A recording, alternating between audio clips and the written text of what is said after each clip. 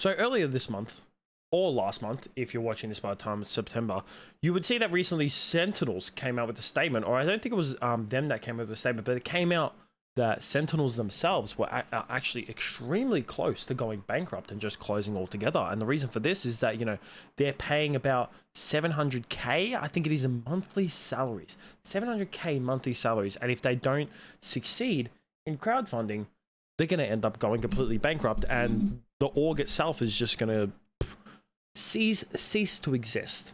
And obviously Sentinels, you know, they're probably their biggest, I'd say, pro team would have to be their Valorant team, you know, especially with Tens being at the forefront of that, you know, probably being what, the most popular Valorant streamer and pro player in general. You know, him and Kaide have a massive following online, you know, so their Valorant team would have to be the most popular and probably the one that brings in the most money, and the one that they also spend a lot of the money on. So, you know, that right there is not a good look, and not the good future for Valorant, because from just Sentinels on the cusp of going bankrupt, it just seems that Valorant's not good of an investment and a not good way to make money, because they're paying all these salaries, but they're not getting enough money in. I don't know if it's because they're not winning enough tournaments. I don't know how much tournaments pay when it comes to Valorant, but, you know, majority of the money, even when it comes to sports as well, just like actual sports, like, you know, football or soccer or whatever, basketball and all that stuff, you know, a lot of the money that they make isn't from winning tournaments. It's from people who are paying to go see those matches being played, and also from merch. Merch is a massive thing when it comes to, and also sponsors as well. So the fact to see that, you know, Sentinels are on the cusp of going bankrupt is not a good look for Valorant. And then just about 24 hours ago from the moment that this video will get released, it's just over 24 hours, one of the teams that was in the tier 2. So if you don't know how Valorant works, it's kind of like the Premier League for soccer, where they have different tiers. You know, Premier League is the top, and then they have, I can't remember exactly what it is, but there's a league below that, and another league, and then another league, and another league. So there's different tiers, exact same as the Premier League when it comes to soccer. And they host an event, a tournament every single year called the VCT Americas, where, you know, if you win that tournament, you have a chance of going up to tier 1, and apparently you only get to play for 2 years in tier 1, and then you go back down to tier 2, which I think is a bit stupid. That, you know, if teams are able to go up, there should definitely be some kind of relegation to be able to, you know, if one team goes up, the team that definitely played the worst should go down to tier 2, and then, you know, have to fight to get back into tier 1, because that's just how it fucking should be. If there's promotion, there should be relegation. That's just how it should work. But the team who recently won the team who won the most recent VCT Americas was the Guard. Now, the Guard, as of recent time, has now become nothing, has ceased to exist. So they won the VCT, and when you win the VCT, apparently you have to agree to some team participation agreement for VCTs America. I'm going to put it up on the screen now, of like the competition update that Valorant Esports NA has officially put out onto their Twitter, which was, like I said, it was posted a bit over 24 hours ago, the moment this video getting uploaded. And as a result of that, the Guard will not be participating in VCT 2024. And when you hear that, you'd obviously think like, oh, that probably means that a team, you know, the team who came second will probably get bumped up. So if that team gets there, then they'll get bumped up. Same as the Olympics. In the Olympics, you know, if there's a team, if there's like, say, someone who won the gold medal, and then years later it comes out that they were like doping or using some kind of steroids, the person who came second gets that gold medal. You'd think that would happen, but no. Valorant NA has decided that no team will be promoted to the VCT Americas, and the current league will just be going up with 10 teams altogether. So this is unfortunate for many reasons. Now, it's unfortunate for the players of the Guard, as, you know, I don't even think that a lot of their social media or anyone in the Guard even knew this was happening. And apparently earlier this year, they cut back on a lot of the staff that were working within the Guard. So they were kind of running, you know, a very short staffed, you know, kind of crew, but it was still going. And obviously it worked well enough for them to win the whole entire tournament. But now the owners of the Guard, who apparently are some rich as motherfuckers. Like, they own American football teams and some stadium as well in America, and apparently they own some soccer team or football team in Europe somewhere as well. So to them, obviously, they have seen that, you know, The Guard and Valorant is just not worth of an investment to them. Instead of going through with it or trying to sell it, and I don't know, I think they might have actually tried to sell it, but they haven't had any hope in selling it. No one wants to buy The Guard. They've just diminished it altogether, which is unfortunate for the players who actually worked hard, and actually put the time and effort in to win this tournament and move up and bump up themselves to tier 1. And this is just not a really good look on Valorant NA at all. Now, when it comes to esports, you know, I've seen a lot of creators talk about it.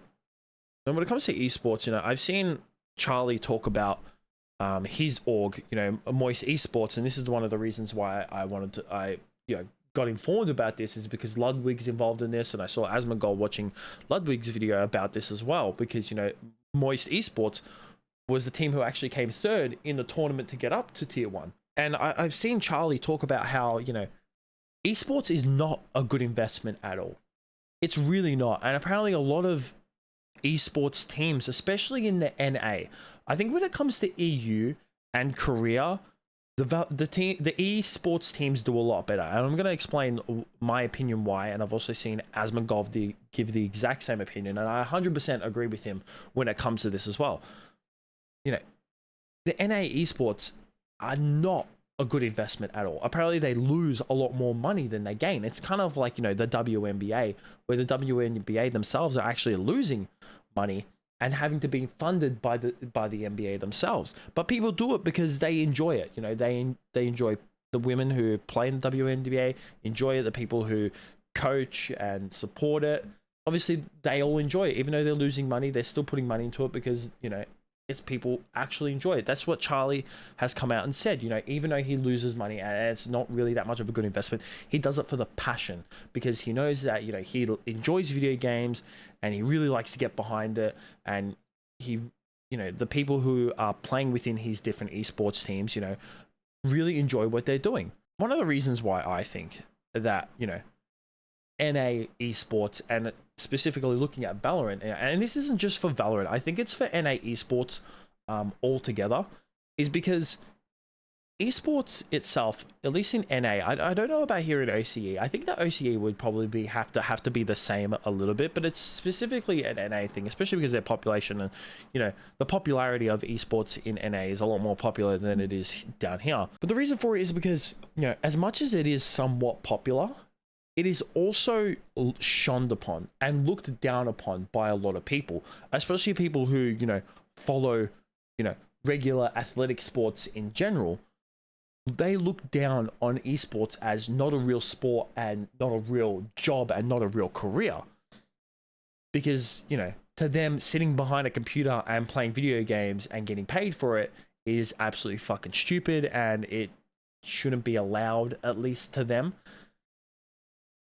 And I don't think that's a good way to look on it. You know, if you don't enjoy yourself, then just don't, don't give a shit about it. But the thing is that, like, you know, there's a lot more people in NA who don't give a fuck about it and think it's extremely stupid than people who do. Now, you might not think it if you're watching this video, because you're like me, you're in the gaming realm and you're within that world. So to you, you see it as popular. But really, I don't think NA, you know, esports is as popular as it really needs to be to succeed and for people to make a profit of it. Now, when it comes to EU and at least Korea, more specifically, because I think when it comes to like all the Asian esports countries, to me, Korea sticks out the most, especially with like their League of Legends as well. Because I like watching the LCK. LCK is amazing to watch. So Korea is the first one that sticks out, but I think it's just Asia in general, to be honest. So I'm not going to just pin it down to Korea. I'm going to say the Asian countries in general, it's not shunned upon as much as it is in NA.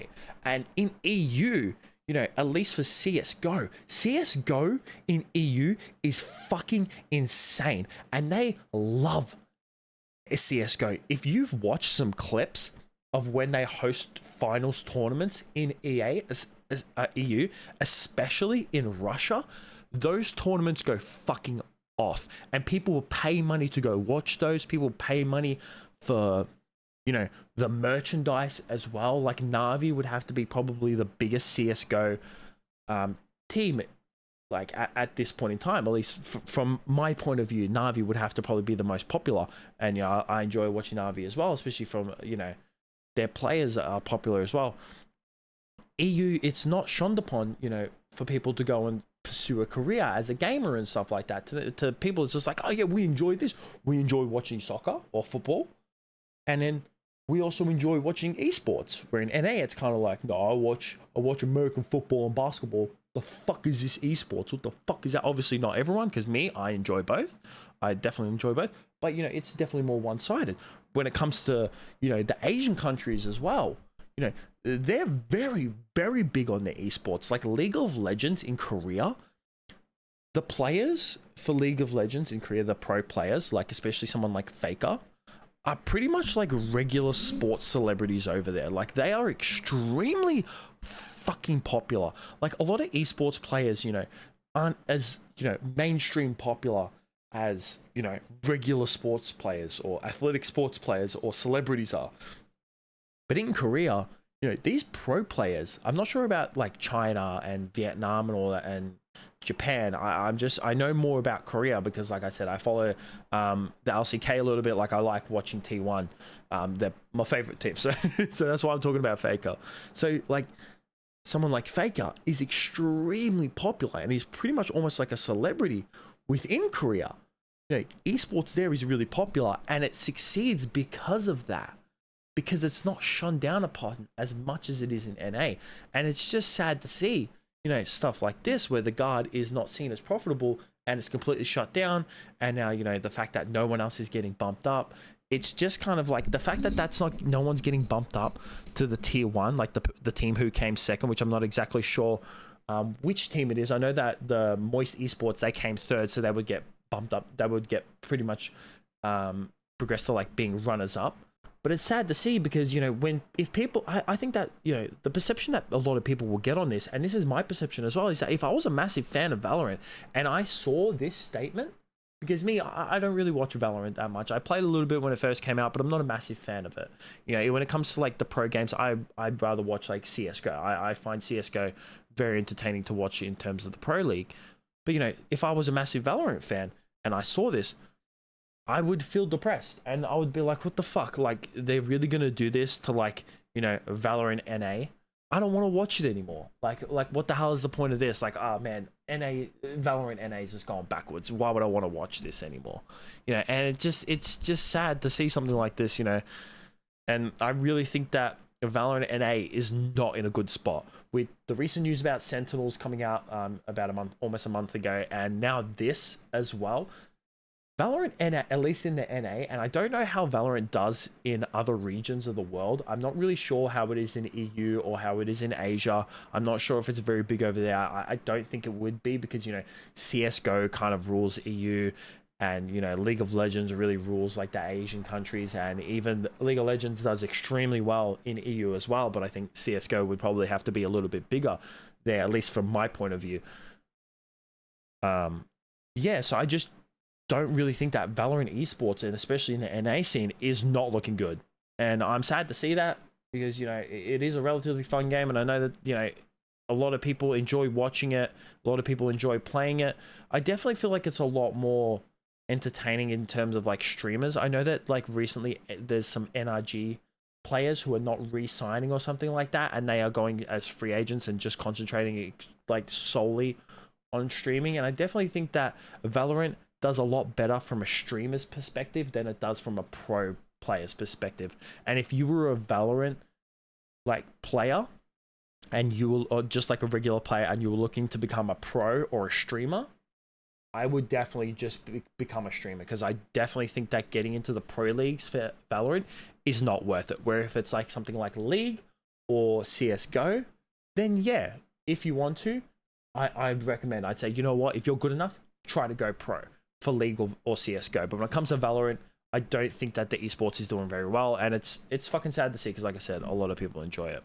But yeah, that's it from me. Let me know what you think of this. Like I said, it's depressing to see, but what can you fucking do? That's it from me. Peace out.